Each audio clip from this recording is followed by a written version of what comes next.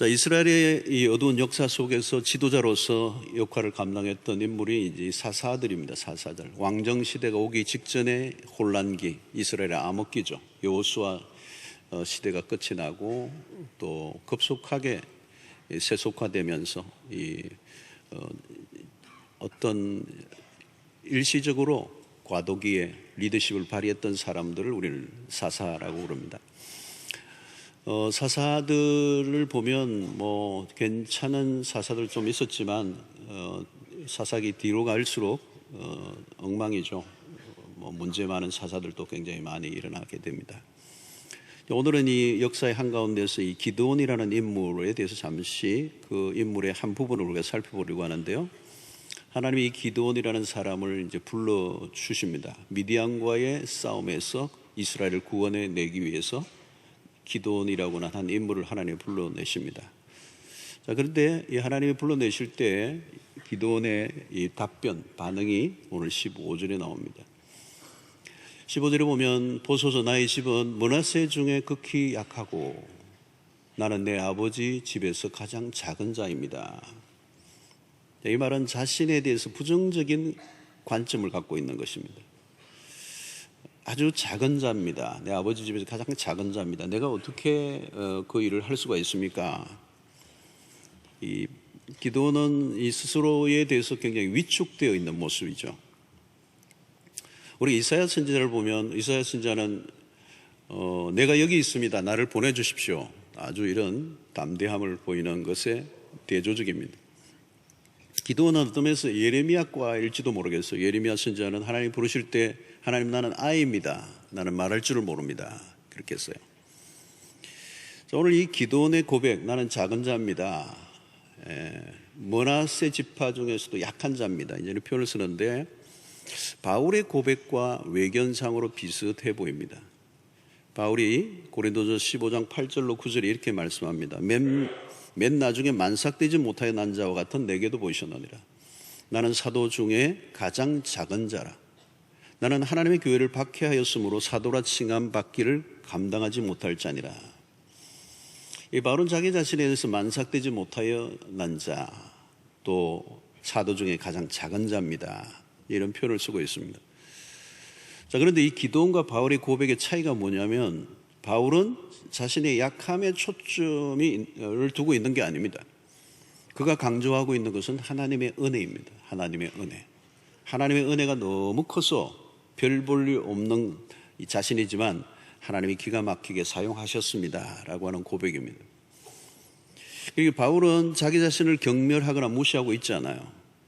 오히려 자기 존중이 있습니다. 왜? 하나님이 서셨기 때문에. 그리고 기도는 다릅니다. 그는 겸손이 아니라 자기를 경멸하고 있습니다. 매우 어쩌면 낮은 자존감이라고 할까요? Low self-esteem이라고 그러죠. 일종의 열등의식이 있습니다. 이런 사람들은 자신감이 없죠. 의기소침형이다 라고 볼 수 있습니다. 하나님의 인도를 구하길 때도 양털의 그 시험을 통해서도 여러 번 보면 굉장히 불안정하고 의심이 많고 의기소침하고 무엇을 결정하지 못하는 사람입니다. 시작하지도 않았으니 이룬 것도 없고 이룬 것이 없으니 자신감이 없어지고 삶이 갈수록 무너져 버립니다. 망가진 이스라엘을 바로 세우도록 하나님이 기드온을 부르셨는데 그는 주저하고 있습니다. 여러분들은 어떤 것들을 미룬 적이 있습니까? 아니면 오늘 우리가 하나님의 은혜를 받고 나는 적극적으로 반응하는가? 아니면 갈등하다가 끝나버리는 형인가? 자, 오늘 기드온이 왜 이런 반응을 보일까? 이 부정적이고 소극적인 반응을 보이는 원인이 있습니다. 13절에 보면 꽤 긴 구절인데요. 기드온이 그에게 대답하되 오 나의 주여 여호와께서 우리와 함께 계시면 어찌하여 이 모든 일이 우리에게 일어났나이까? 또 우리 조상들이 일찍이 우리에게 이르기를 여호와께서 우리를 애굽에서 올라오게 하신 것이 아니냐 한 그 모든 이적이 어디 있나이까? 이제 여호와께서 우리를 버리사 미디안의 손에 우리를 넘겨주셨나이다 하니 그랬습니다. 이 기드온의 이 얘기는 뭐냐면 하나님이 함께 하시겠다고 하셨는데 지금 현실은 그게 아니라고 하는 항변입니다.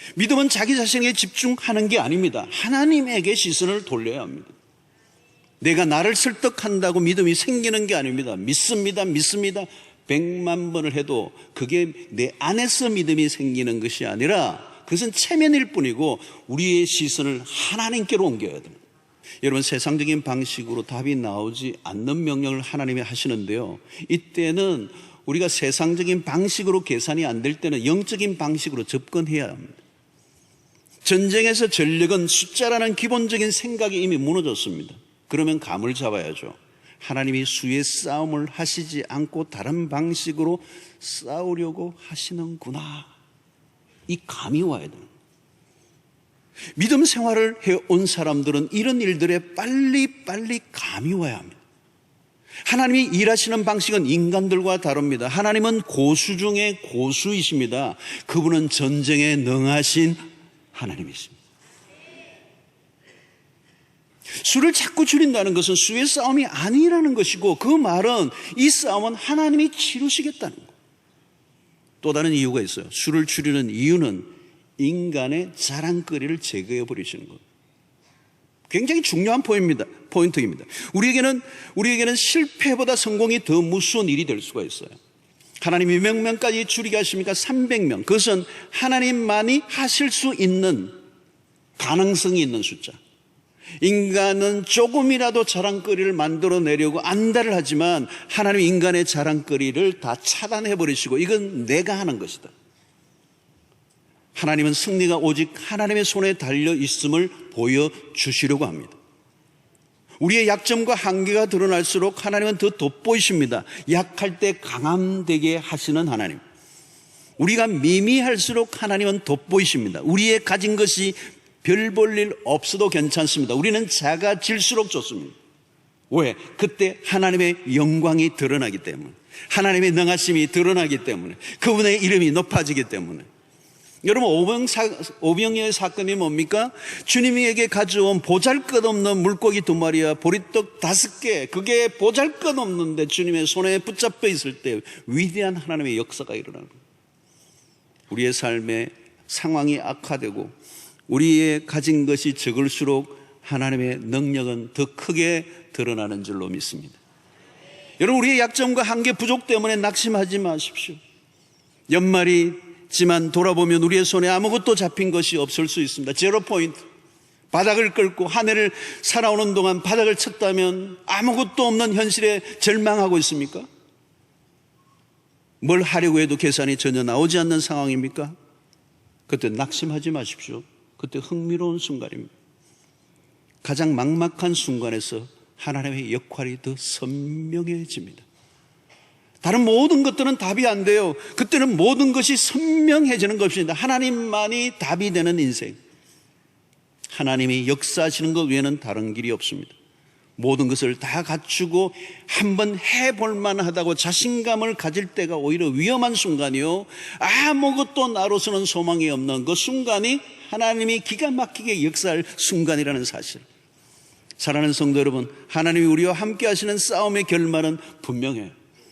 13만 5천 대 300가지 상황으로 내모신 이유는 하나님이 확실하게 승리를 보장하신다는 거예요. 애매한 승리가 아니라 확실한 승리.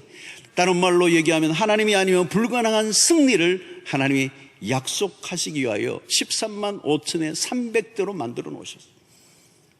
여러분, 로마서 8장 37절에 보면 바울이 이런 표현을 씁니다. 그러나 이 모든 일에 우리를 사랑하시는 이로 말미암아 우리가, 그 다음에 뭡니까? 넉넉히. 여기 줄을 것이어야 돼요. 넉넉히. 여러분, 우리가 넉넉히 이긴다, 단순히 이긴다고 하지 않고 넉넉히 이긴다. 영어 성경을 보면 승리 그 이상. 헬라어로는 히페르니카오. 이것은 압도적인 승리, 완전한 제압, 형체를 알아볼 수 없을 정도로 압도적 완파, 완전한 승리, 히페르니카오. 여러분, 하나님이 우리에게 약속하는 승리는 그런 겁니다. 애매한 승리, 미미한 승리가 아닙니다. 사랑하는 성도 여러분, 하나님이 이스라엘에게 가져다 주신 승리는 이런 겁니다. 애매모호한 승리가 아닙니다. 하나님이 대신 싸우심으로 주어진 압도적 승리, 미디안과의 싸움에서 승리의 비결이 바로 무엇입니까? 7장 9절에 이렇게 표현합니다. 그 밤에 여호와께서 기드온에게 이르시되 일어나 진영으로 내려가라. 내가 그것을 내 손에 넘겨 주었느니라. 내 손에 넘겨 주었느니라. 여러분, 기도는 할 게 하나도 없다는 말이죠. 하나님이 이미 다 승리하신 것을 그냥 기도의 손에 품에 안겨주었다는 겁니다. 이것은 여호수아에게 주신 가나안 정복의 비밀과도 똑같은 것입니다. 하나님의 일하심은 우리의 상황이나 조건에 의해 굴절되지 않습니다. 하나님의 역사는 인간에 의해 방해를 받지 않고 항상 전진합니다. 우리가 하나님의 역사에 동참하고 있다면 우리의 모든 이야기는 하나님의 승리로 귀결될 것입니다. 여러분, 지금 내가 하고 있는 일이 성공했느냐, 얼마나 진척됐느냐의 문제가 아닙니다. 하나님이 우리를 구원하신 목적이 무엇인지를 확인해야 돼요. 하나님이 하시는 일은 실패하거나 뒤로 물러나는 부분은 없습니다. 여러분, 이스라엘 역사를 보십시오. 이스라엘 왕국의 역사들은 날마다 실패해요. 남쪽 유다나 북쪽 이스라엘이나 마찬가지입니다. 그들의 역사는 굴곡졌습니다. 그 왕이 그 왕이었어요. 왕을 바꾸면 새로운 시대가 올 것 같던데 그러지 않았어요. 이스라엘 역사의 모든 왕조는 정말 초라하고 문제가 많았습니다. 그러나 여러분, 이스라엘의 왕조는 기울었지만 그 속에서도 이루어 가시는 하나님의 영원한 왕국은 쇠하지 않아요. 다윗의 왕권을 통하여 영원한 위를 세우시고 그곳에 그리스도가 나게 하시며 하나님의 나라는 지금도 도도하게 확장되고 있는 거예요. 사도행전 마지막 구절을 보십시오. 28장 30절로 31절을 보면 바울이 온 이태를 자기 셋집에 머물면서 자기에게 오는 사람을 다 영접하고 하나님의 나라를 전파하며 주 예수 그리스도에 관한 모든 것을 담대하게 거침없이 가르치더라. 담대하게 거침없이 바울의 심장에 붙었던 그 복음의 불길이 로마에 들어가 가택연금이 있는 상황 속에서도 거침없이 그리스도에 관한 복음을 담대하게 거침없이 가르치는, 그래서 바울의 심장에 붙어있던 로마 그 복음의 불길을 로마의 심장부에 붙여버리는, 그래서 모든 길은 로마라라고 하는 그 길을 통하여, 그 길을 도를 통하여, 그들은 군사적 정치적 목적으로 도를 만들었겠지만 하나님은 바울 사도의 심장에 붙었던 그 복음의 불길을 통하여 그 도를 이용하여 온 세계에 복음을 흩는 위대한 역사를 일으키는. 사랑하는 성도 여러분, 복음은 시들지 않습니다. 복음은 탁월합니다. 복음은 능력이 있습니다. 그리스도의 죽으심은 헛되지 않습니다. 하나님의 나라의 운동은 멈춘 적이 없습니다. 하나님의 나라는 쇠하지 않습니다. 지금도 마찬가지로 여러분, 세상의 모든 곳곳에 우리의 방식으로 움직여지지 않을 뿐 하나님은 하나님의 방식으로 하나님의 나라를 이루어 가시고 하나님은 승리하시고 복음은 지금도 끊임없이 운동되고 있어요. 지금도 하나님은 사람들을 부르시고 계세요. 기도는 나는 극히 작은 자라고 탄식하지만 하나님은 너는 큰 용사야. 너는 용사라고 하는 말씀은 뭘까요? 두려워하지 말라는 거예요. 미디안과 싸우라는 겁니다. 하나님은 기드온에게 용맹성을 드러내라고 말씀합니다. 기드온에게 전투력을 심어줍니다. 하나님의 백성은 기죽지 않기를 원하시는 것. 너는 큰 용사야. 13만 5천이 아니라 100만이 와도 단 한 명을 통해서라도 너를 이기게 하실 수 있는 나 여호와가 너를 보낸다고 말씀합니다. 사랑하는 성도 여러분, 지상의 교회는 전투하는 교회입니다. 그리스도인들은 지금 전투 중입니다. 우리는 세상과 싸우고요, 재앙 많은 환경과 싸우고요, 마귀와 싸우고요, 사상과 잘못된 거짓과 싸우고요, 세상의 잘못된 문화와 싸우고 사상과 싸우고 전쟁을 피할 수가 없습니다. 우리는 하나님의 군대들이에요.